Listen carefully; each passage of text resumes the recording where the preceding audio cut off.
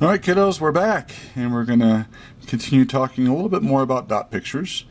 And we're going to do a bit of a review over many of the things we've talked about over the past several videos. So, just to wrap up the last video, I hope I made this point, and I hope you noticed, that all of the members of Group 1 of the periodic table, Group 1, hydrogen, lithium, sodium, potassium, etc., they all have one valence electron, and as a result, one dot in their dot picture. All members of Group 2 on the periodic table, these all have two valence electrons, and as a result, two electrons in their dot picture, which are paired. We'll skip the D block for right now and move over to Group 13. And do you notice that members of Group 13 all have three valence electrons, a pair and one by themselves. All members of Group 14 have four valence electrons. Group 15, 5 valence electrons. Group 16, 6 valence electrons. Group 17, 7 valence electrons. And Group 18, all but helium, have 8 valence electrons. You notice that they are is 4 pairs. There's something very stable about having 4 pairs of electrons in your outermost energy level. It's called the octet rule.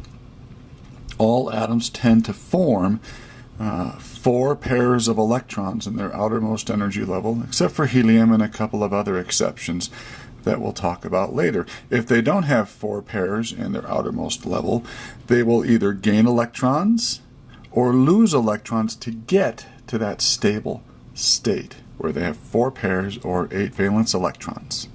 Okay? All right. Now let's go on to this page over here where we're going to do a bit of review. We've already completed the electron dot structures for the elements on that previous periodic table that we just did, folks. What do you notice about the elements in the same group? Of course, don't they all have the same ending electron configuration, and they have the same dot pictures? So they have the same dot pictures, the same number of valence electrons.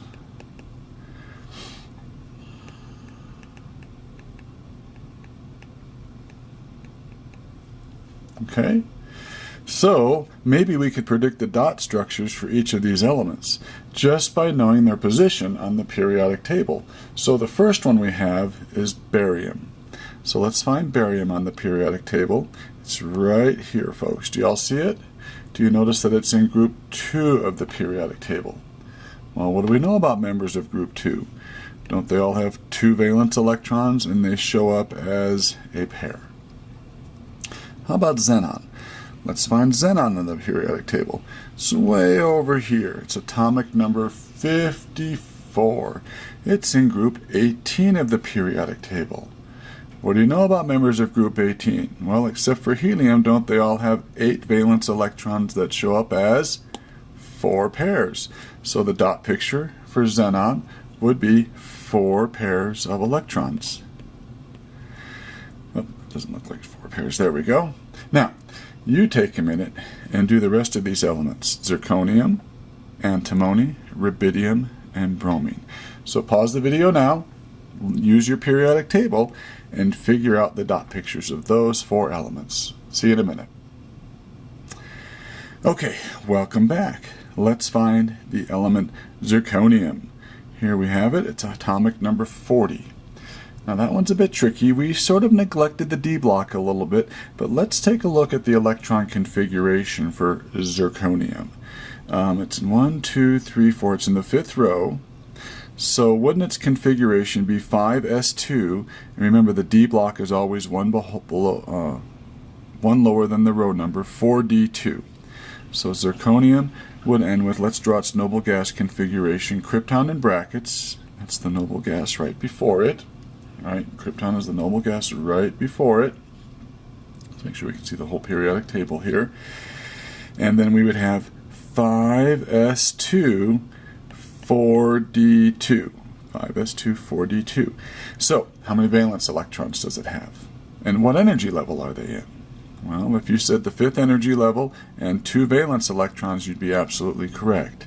So the 5s would have those 2 valence electrons showing up as a pair. We don't really care about the 4Ds right now. They're an inner level electron. When we draw dot pictures, we want the outermost level or valence level. So zirconium would have one pair of electrons in its dot picture. Okay? All right, let's find antimony. This will be another easy one, I hope. Here's antimony. It's in group number 15. Group 15 of the periodic table. So antimony went in with 5s2, 4d10, 5p3. Well, we know that members of group 15 have a pair and 3 by themselves. So hopefully you drew a pair and 3 by themselves. So let's look back on this previous table over here. When we had the nitrogen family, they all had a pair and 3 by themselves. And as you can see, antimony is in that nitrogen family. Okay, the next one is rubidium. Rubidium. Let's see where rubidium is on the periodic table. Well, here it is. It's in group 1 of the periodic table. Well, you should know that members of group 1 have one valence electron, so 1 dot in their dot picture. And then finally, bromine. Bromine is way over here. It's in group 17 of the periodic table. We know that members of group 17 have 7 valence electrons, and wouldn't that be 3 pairs and 1 by itself? So hopefully you got those dot pictures correctly and they weren't too horribly difficult for you. Now, also, did you notice what the last digit in the group number for the main group elements tells us about the number of valence electrons for elements in that group? Yeah, if we take a look at the last digit in the group number, whether it's 8 and 18, 7 and 17, 5 and 15, 2 or 1, doesn't that last digit tell us the number of valence electrons? So it tells us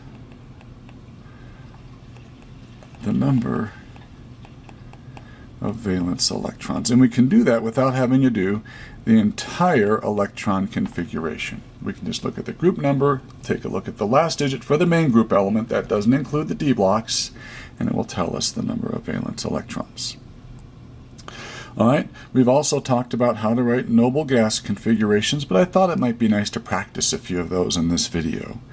So remember, for a noble gas notation, we take a look at the noble gas before the element we're interested in, and then we write the rest of the electron configuration that comes after that noble gas.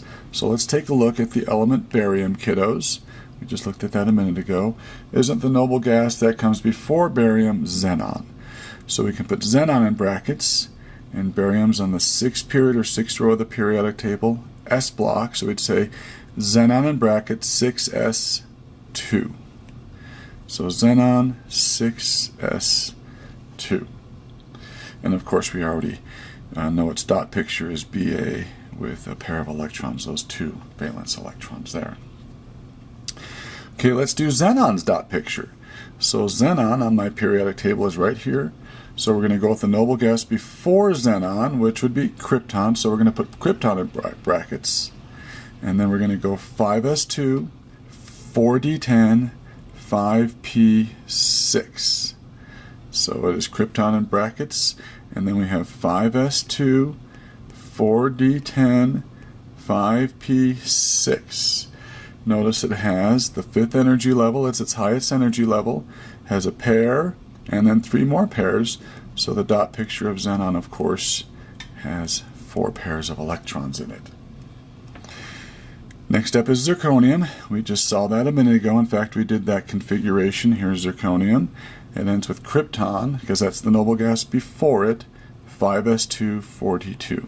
So krypton, 5s2, 4d2. We are interested in those electrons there in the highest energy level. They're paired up. So zirconium, of course, has 2 dots, and they're paired up in its dot picture. Okay, we did antimony a minute ago, so let's take a look at the periodic table. Here's antimony.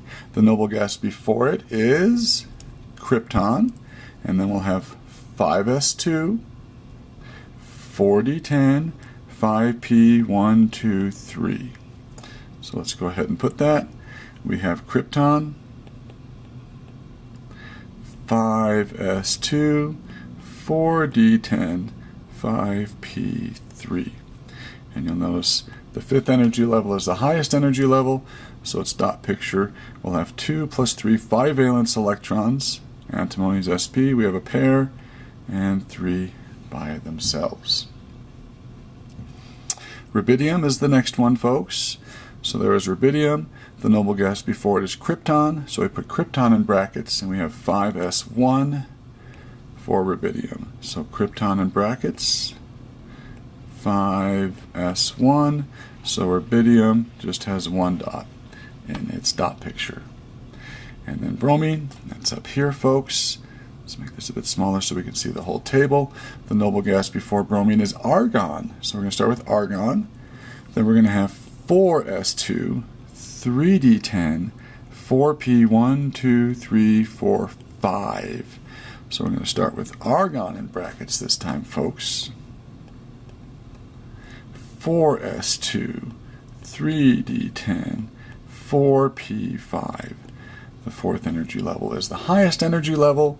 There's a pair, and then the p has 5, so we're going to have 2 more pairs and 1 by itself. So bromine, a pair, 2 more pairs, and 1 by itself. Okay, so we found the electron dot picture for these the easy way, just by looking at the group number. Then we use the electron configuration to help us find their dot picture. I really don't care which way you do it, just make sure you know how to do it. Okay, a couple more quick questions here in review. Let's say I had you draw a picture of the 1s and 2s orbitals. What would they look like? That's a good question, isn't it? It's been a long time since we've talked about those. Remember, s orbitals are spherical orbitals. Now, I can't draw very well in 3 dimensions, but that's supposed to be a 3-dimensional sphere. So if that's my 1s, what would the 2s look like? Yeah, it's still spherical, but it's going to be larger, isn't it? Right? The second energy level is farther away from the nucleus than the first. So that would be the 1s, and the 2s would be much larger. How about a question like this? An X-ray photon has an energy of 3.01 times 10 to the negative 18th joules. What are its frequencies and wavelengths? You know, you might want to pause the video and try this problem. See if you remember how to do these. We did several on assignments and in our notes. See if you can recall how to do these, and then come back. All right, welcome back. So if we want energy, let's see, we have the energy. So we have this equation, E equals h times the frequency, or E equals hc divided by the wavelength. Okay, so let's first find the frequency. So my frequency would be equal to E over h. Okay, E over h. So my energy is 3.01 times 10 to the negative 18th joules divided by Planck's constant, which is 6.6262 times 10 to the negative 34th joule seconds per photon. And by the way, this was joules per photon. It told us in the question. So photons cancel out and joules cancel out. So we're left with 1 over seconds, kiddos, which is our unit for frequency. So let's plug and chug that and see what we get. 3.01 second EE to the negative 18th. And we're going to divide that by Planck's constant, 6.6262, second EE negative 34th. And we end up with 4.54 times 10 to the 15th. 4.54 times 10 to the 15th cycles per second, or that simple unit we have as 1 over seconds. Okay, that was our frequency. Now the wavelength, we need to use this equation and solve it for lambda. So we have hc divided by E. So for solving this equation for lambda, we have hc over E. Let me get myself an eraser here. Well, maybe we can do this problem. Yeah, let's get an eraser, and we'll make some room for it over here, okay? All right, so we have h, which is Planck's constant, 6.6262 times 10 to the negative 34th joule seconds per photon, times the velocity of light, 3.00 times 10 to the 8th meters per second divided by the energy, which was given 3.01 times 10 to the negative 18th joules per photon. So photons cancel out, joules cancel out, seconds cancel out, and we have meters left over, which is nice because that's our unit of wavelength. So let's see what we get here. 6.6262 second EE negative 34th times 3 second EE to the 8th. And we're going to divide by 3.01 second EE to the negative 18th.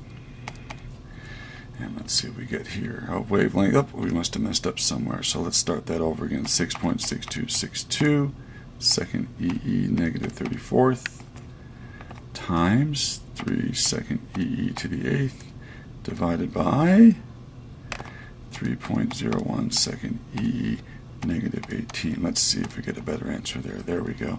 6.60 times 10 to the negative 8th meters. Okay? All right. Then number 3, please review on your own how Bohr explained atomic emission spectra. Had to do with the electrons moving up and then falling back down. We did a lab on that, saw a couple demonstrations, so please make sure you can answer that question. And then what did Rutherford's gold foil experiment prove the existence of? Yeah, he discovered the nucleus, didn't he? And you might want to go back and review the gold foil experiment before all is said and done. Okay, just a quick review to wrap up our atomic theory lecture notes. We'll be moving on to the periodic table next and something called periodic properties. So we'll see you soon. Bye-bye.